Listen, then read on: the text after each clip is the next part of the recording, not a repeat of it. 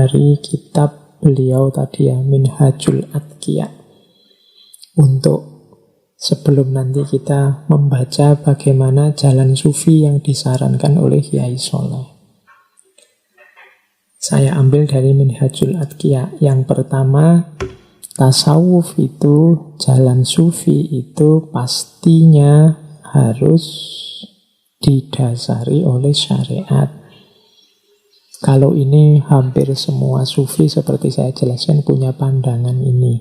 Hanya orang-orang tertentu yang mungkin belum mendalam kajiannya menganggap bahwa kalau sudah belajar tasawuf itu pasti meninggalkan syariat. Katanya Kiai Soleh, setuhune bisane hasil ilmu thariqah lan ilmu hakikah iku kabeh berkat ilmu syariah. Moko awal al-wajib ala salik wa alal mu'minin wal muttaqin iku ngelakoni ilmu syariat kelawan temen-temen.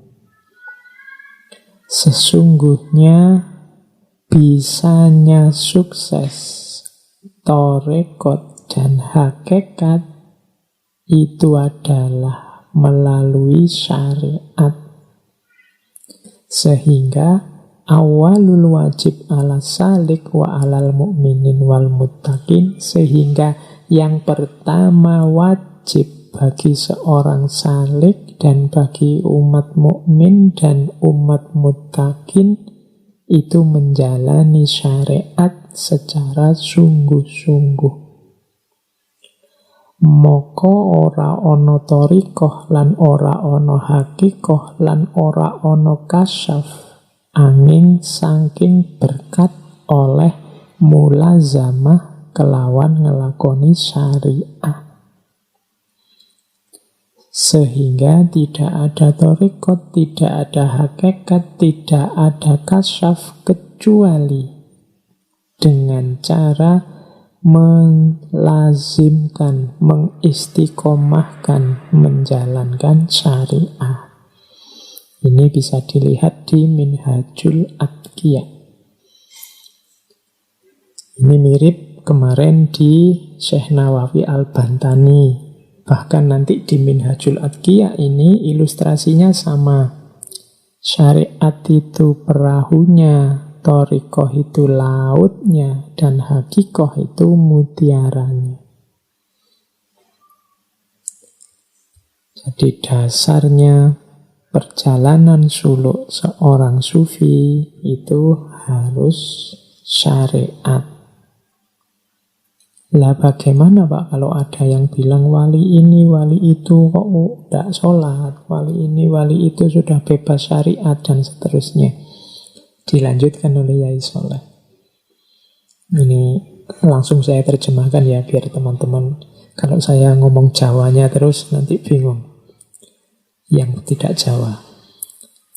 Katanya Kiai Soleh, derajatnya orang mukmin meskipun sudah tinggi dan sudah mencapai makom para wali atau wali kutub sekalipun, tidak menggugurkan ibadah yang sudah diwajibkan dalam Al-Quran dan Al-Hadis. Seperti sholat, puasa, zakat, dan lain-lain min furudis syariah. Juga tidak gugur kewajibannya menjauhi yang dilarang oleh syariat. Jadi setinggi apapun makomnya seseorang, apakah sudah jadi wali atau wali kutub sekalipun, ibadah yang jelas-jelas sudah diwajibkan dalam Al-Quran dan hadis seperti zakat, puasa, sholat, dan lain-lain, ia tetap tidak gugur, termasuk menjauhi yang dilarang oleh syariat. Maka siapapun yang menyangka dirinya menjadi wali atau sudah mencapai derajat wali, lalu gugur kewajiban menjalankan syariat, meninggalkan yang fardu dan boleh melakukan yang haram, maka termasuk kafir mulahhidin. Jadi kalau ada orang ngaku makomku ini sudah wali, maka aku sudah tidak wajib mengikuti syariat atau meninggalkan yang haram yang dilarang oleh syariat, orang ini termasuk kafir mulahhid. Mulahhid itu justru orang yang tidak percaya Tuhan. Katanya Kiai Soleh, orang-orang ini justru, kalau mulahhid itu kalau diterjemah seperti orang ateis. Ini sebenarnya kalimatnya trik. Kalau ada orang mengaku dirinya wali, kemudian tidak menjalankan syariat, kata-kata orang mengaku dirinya wali, ini trik juga karena jarang ada wali mengaku dirinya wali. Atau merasa derajatnya sudah wali. Apa jangan-jangan ada teman-teman yang merasa, wah, aku ini kaya wali, derajatku ini levelnya wali. Nah, kalau masih seperti ini tidak masalah, tapi kok kemudian menganggap sudah tidak wajib lagi sholat, sudah tidak wajib lagi puasa, tidak wajib lagi zakat, inilah nanti yang membuat dia jadi mulahhid. Dianggap orang yang tidak mengakui Tuhan. Nah, kata Yai Soleh selanjutnya, apakah engkau tidak mengetahui bahwa sesungguhnya ibadah tidak gugur bagi para nabi dan para rasul, lalu bagaimana bisa gugur bagi para wali? Wong Kanjeng Nabi, para rasul saja yang levelnya paling tinggi masih berkewajiban ibadah. Kanjeng Nabi masih sholat, masih puasa, masih zakat. Bagaimana kok orang yang ngaku wali merasa bebas dari syariat? Ini menegaskan yang tadi bahwa perjalanan kita, suluk kita di dunia sufi, di dunia tasawuf, itu dasarnya tetap adalah syariat. Tidak boleh keluar dari sana. Meskipun demikian, ini masih dari Minhajul Adqiya.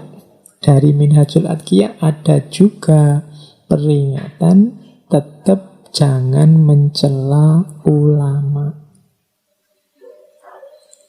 Jadi ya, syaratnya seorang sufi itu harus didasari syariat. Tapi seandainya pun kita melihat ada orang mungkin kategorinya ulama, menurut kita dia sudah tergolong wali, kok rasanya orang ini syariatnya ndak beres ya. Misalnya kita merasa begitu, tetap kita tidak berhak mencela mereka, katanya Yai Soleh.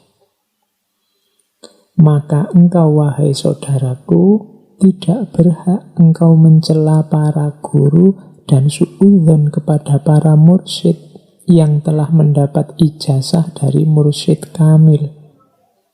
Karena setiap orang yang telah mendapat ijazah dari guru itu, maka tidak boleh ada yang menentang. Setiap kali engkau mencela seorang guru karena engkau menganggapnya bodoh atau melakukan perbuatan bid'ah seperti orang bodoh, maka engkau telah berburuk sangka dan menentang kepada mursyid yang telah memberi ijazah, yang berarti telah membencinya dan menjadi musuhnya.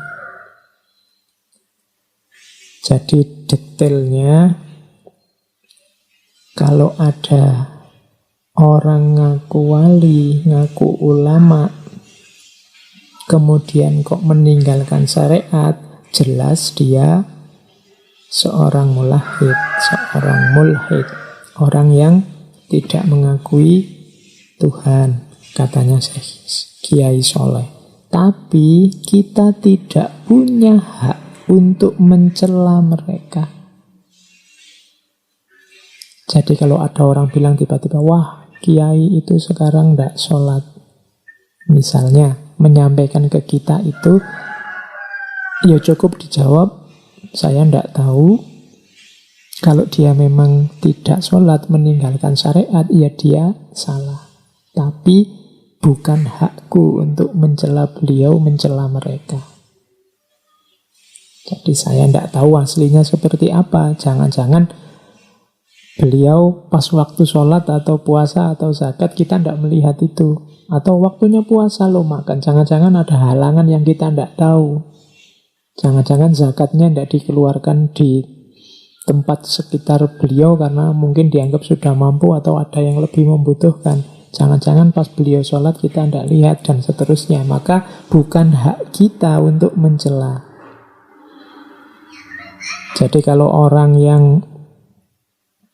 tidak menjalankan syariat, anti syariat, sufinya, kewaliannya perlu dipertanyakan, tapi bukan porsi kita, bukan hak kita untuk mempertanyakan, apalagi mencela mereka. Lebih baik kita sibuk dengan diri kita sendiri, wong awake dhewe ya belum beres. Apalagi yang dicela ulama. Makanya kalimat terakhir itu berarti kita membenci dan menjadi musuhnya. Hati-hati, karena para ulama ini warasatul anbiya, para wali ini para kekasihnya Allah. Kan ada hadis itu yang menyatakan, hadis qudsi yang menyatakan barang siapa menyakiti kekasihku berarti dia menyakiti aku. Nah, jadi ini ada bedanya. Boleh kok kita menganggap orang tertentu yang mungkin tokoh, mungkin ulama yang menurut kita tidak cocok. Saya tidak cocok dengan beliau. Pandangan beliau menurut saya salah. Tapi bukan hak kita, bukan porsi kita untuk mencela beliau. Anggap saja itu sebagai pelajaran bagi kita. Sebut saja bahwa saya tidak tahu aslinya. Hanya Allah yang tahu tentang beliau. Yang penting kalau saya misalnya yang tetap harus berpedoman pada syariah. Nah, ini pelajaran dari Minhajul